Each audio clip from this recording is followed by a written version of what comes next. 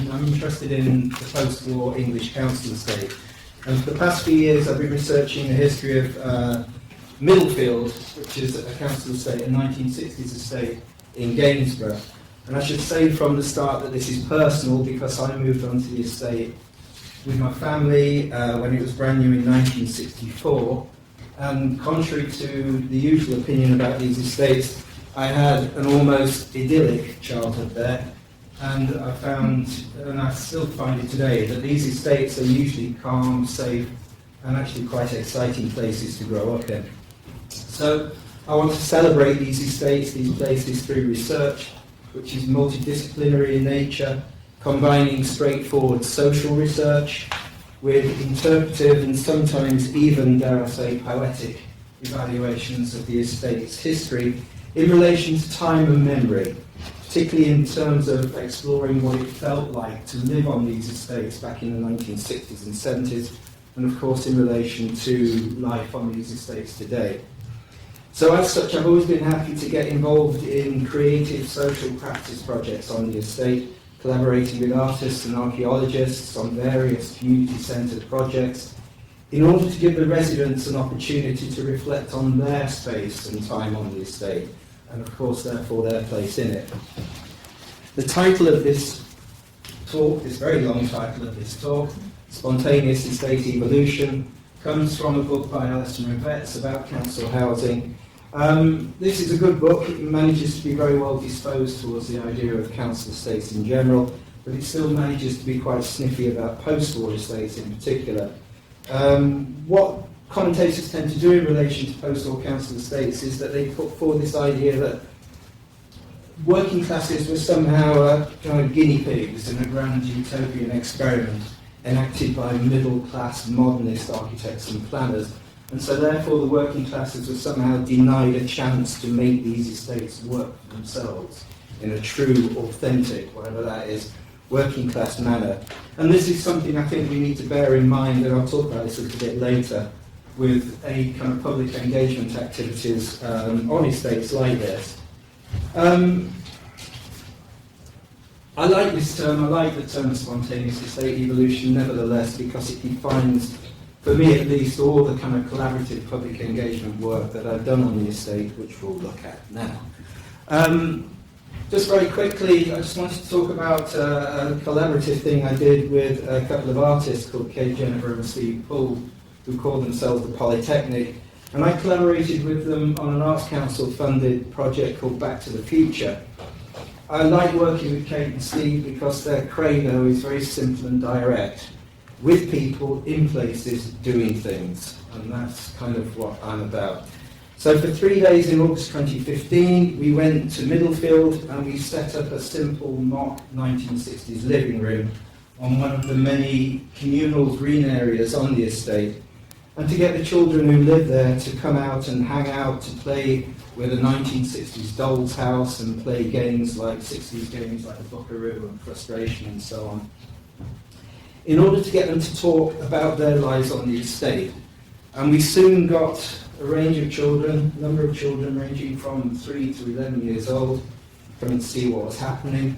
Parents and carers came by and asked us what we were doing, and I would talk to them about their lives on the estate. So generally everyone was very open and receptive to this. Most of the children stayed with us all day. Some of the older boys on BMXs and skateboards came by to see what we were doing, but drifted off quite quickly when they decided it was a bit crap. So we filmed and photographed these tours as we went on. We got the children to take us around the estate to show us where they played and so on, and which places are kind of interest to them. And I realised that really very little had changed in the time since I was a kid there.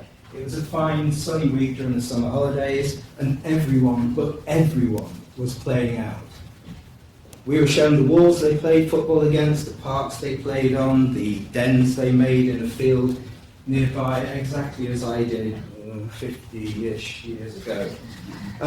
We also played around with time itself, when Steve enlarged an old 1967 photograph of me and my friends, cut a hole where my head was, so that anyone could then poke their face through and become me and travel back in time themselves back to 1967.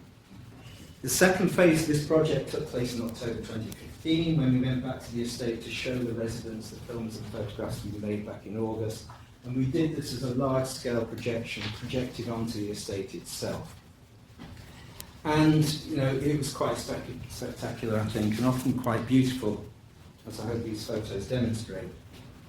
Now, less spectacular perhaps in relation to this, but certainly more far-reaching in terms of public engagement and impact, was a community archaeological dig on the estate, organised by Carenza and me somewhere in the background, in a supporting role with regard to the historical background and my knowledge of the community itself. Unearthing Middlefield's Utopia, as we called it, epitomised our approach to public engagement. It was completely hands-on and really defined by the direct involvement of the estate's residents, who contributed their local knowledge and social networks and so on, in order to essentially plan and promote the excavations there themselves. They also carried out the excavations themselves using guidelines and equipment and advice provided by us. And in research terms, like many other council estates of the 60s and 70s, Middlefield was designed almost to be wholly pedestrianised in order to create a safe communal environment for all the residents. So in terms of academic research, Carenza and I set out to examine the finds for evidence that children in particular use these green pedestrianised areas to play in, and therefore that these pedestrianised estates worked in terms of forging safe communal environments and so on. But mostly it was about helping the residents to realise the connection between their everyday lives and the place where they live.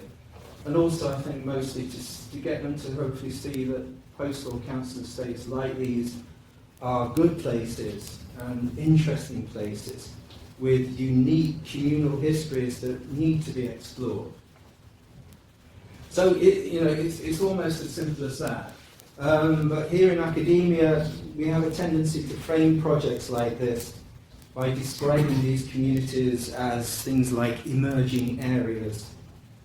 These estates are apparently hard to reach, and these estates and these communities need to be given a sense of agency and resilience for the future. I thought that in a forum like this, hopefully I could raise these things, because I think this is really, really important. You know, we use these terms in a very kind of, the world of HE, I think, is a very technocratic world.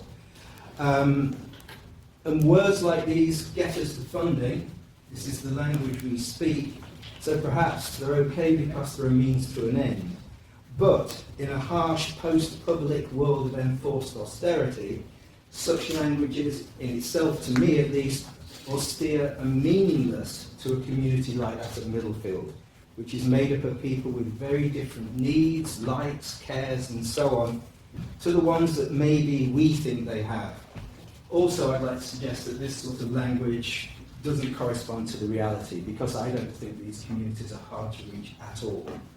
We just need to get in there. And we also need to think more carefully perhaps about new ways of formulating creative community projects that are perhaps gentler and softer, and particularly perhaps more for the long term. The Middlefield dig was just the start of this, but we clearly need to do more. For instance, I'm reminded of a parent who was watching a 9-year-old son happily spending all afternoon digging in one of the test pits on the estate. He's got ADHD, she said to me. This is amazing. I've never ever seen him sit still in one place doing one thing for so long. For me, that's a spontaneous estate evolution. That's the real value in what we do, the unpredictable, unmeasurable outcomes. And so with communities like this today, I think we need to tread carefully and maybe accept that we do these things as hopeful interventions only, and that any agency that we might bring about is located entirely within the subjectivity of these people who choose to participate. Thank you. That was it.